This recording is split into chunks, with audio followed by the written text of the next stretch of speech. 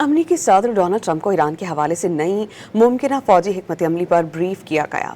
امریکی میڈیا کی رپورٹ کے مطابق گزشتہ روز ایک اعلیٰ سطح کا اجلاس ہوا جس میں سینئر حکام نے شرکت کی۔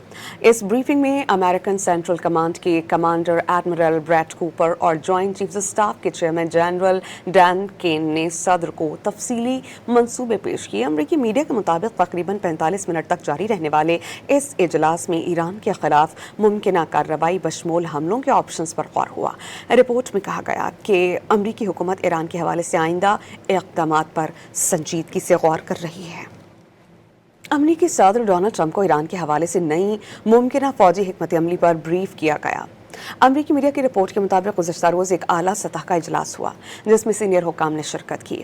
اس بریفنگ میں امریکن سینٹرل کمانڈ کے کمانڈر ایڈمرل بریٹ کوپر اور جوائنٹ چیفز اسٹاف کے چیئرمین جنرل ڈین کین نے صدر کو تفصیلی منصوبے پیش کیے۔ امریکی میڈیا کے مطابق تقریباً 45 منٹ تک جاری رہنے والے اس اجلاس میں ایران کے خلاف ممکنہ کارروائی بشمول حملوں کے آپشنز پر غور ہوا۔ رپورٹ میں کہا گیا کہ امریکی حکومت ایران کے حوالے سے آئندہ اقدامات پر سنجیدگی سے غور کر رہی ہے۔